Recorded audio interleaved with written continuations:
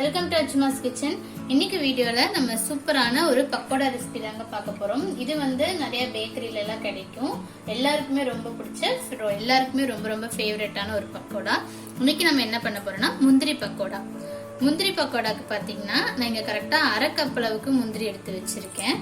இது நீங்க முழு முந்திரி எடுத்துக்கலாம், இல்லைன்னா இந்த மாதிரி பாதி பாதியா இருக்க மாதிரி முந்திரியும் நீங்க எடுத்துக்கலாம். நீங்க அரை கப் முந்திரி எடுத்து வச்சிருக்கேன். நான் ரொம்ப கம்மியா தான் பண்ண போறேன். நீங்க சப்போஸ் நிறைய வேணும்னா இப்ப நான் சேர்க்கிற அதே குவான்டிட்டி என்னென்ன அளவு சேர்க்கிறோனோ மத்த மசாலா அதை நீங்க டபுள் பண்ணிக்கோங்க. இப்ப இதுலயே நீங்க இன்னும் நிறைய, இப்ப நான் அரை கப் எடுத்திருக்கேன், நீங்க ஒரு கப் எடுக்கிறீங்கன்னா நான் போடுற குவான்டிட்டி எல்லாத்தையும் அரை அரை எச்சா போட்டுக்கோங்க. அவ்வளவுதான்.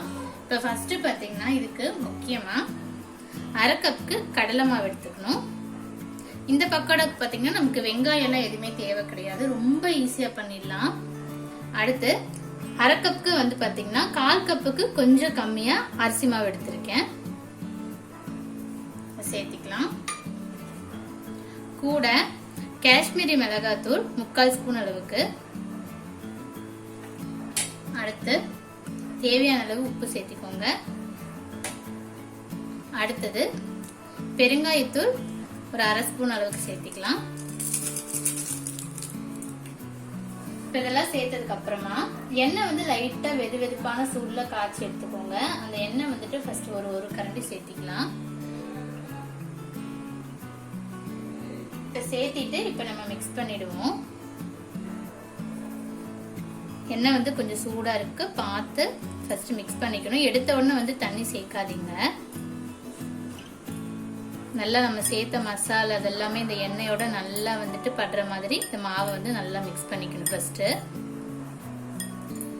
உதுத்து இப்படி உதுத்து விட்டு மிக்ஸ் பண்ணுங்க.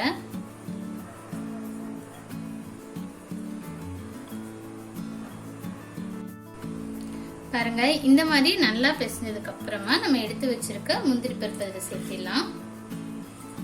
இது கூட கொஞ்சமா பச்சை கருவேப்பிலை கையில இப்படி பிச்சு பிச்சு சேர்த்துக்கோங்க.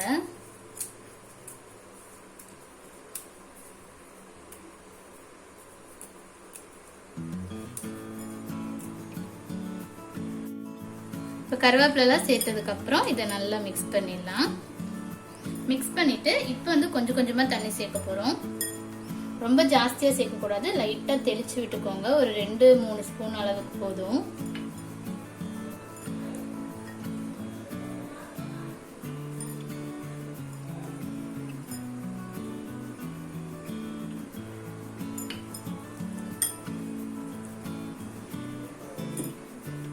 அவ்வளவுதான், 2-3 ஸ்பூன் அளவுக்கு போதும். பாருங்க, எல்லாம் ஒரு மாதிரி ஒண்ணு சேர்ந்தா போதும்.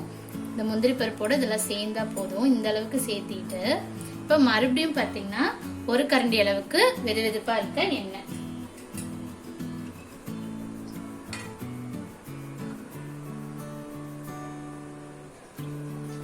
அவ்வளவுதான். இப்ப இதுல மிக்ஸ் பண்ணிக்கோங்க.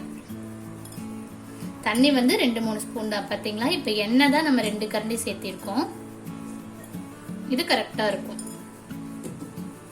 நீங்க ஃபுல்லாவே தண்ணியே ஊத்தி இந்த பதத்துக்கு கொண்டு வரக்கூடாது. அவ்வளவுதான். இப்ப நம்ம எண்ணெய் நல்லா காய வச்சுட்டு பொரிச்சு எடுத்துடலாம். இப்ப எண்ணெய் காஞ்சிருச்சு. எண்ணெய் நல்லா ஹீட் ஆனோன்னு ஒரு மீடியம் ஃப்ளேம்ல வச்சுக்கோங்க. இப்ப நம்ம எடுத்து உதுத்து விட்டுடலாம். இப்படி விரல் வச்சு உதுத்து விடுங்க, இல்லைன்னா அப்படி போண்டா மாதிரி ஆயிடும்.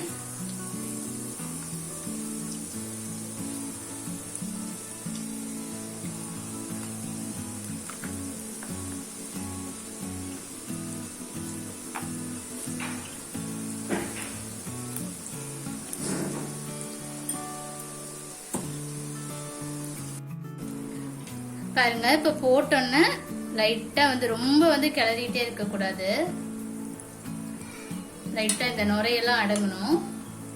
நுரையெல்லாம் அடங்கி கொஞ்சம் கோல்டன் ப்ரௌன் ஆனோன்னு நம்ம எடுத்துடலாம்.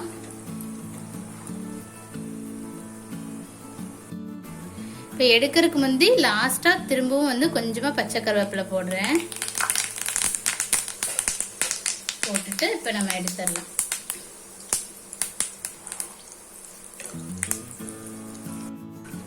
அவ்வளவுதான், சூப்பரான நம்மளோட ஈஸியான இன்ஸ்டன்டான முந்திரி பக்கோடா ரெடி ஆயிடுச்சு. ஓகே ஃப்ரெண்ட்ஸ், சூப்பரான பேக்கரி ஸ்டைல் முந்திரி பக்கோடா ரெடி ஆயிடுச்சு. கண்டிப்பா இது போல நீங்களும் ட்ரை பண்ணி பார்த்துட்டு எப்படி இருக்குன்னு உங்க கமெண்ட்ஸ் அண்ட் ஃபீட்பேக் சொல்லுங்க. தேங்க்யூ.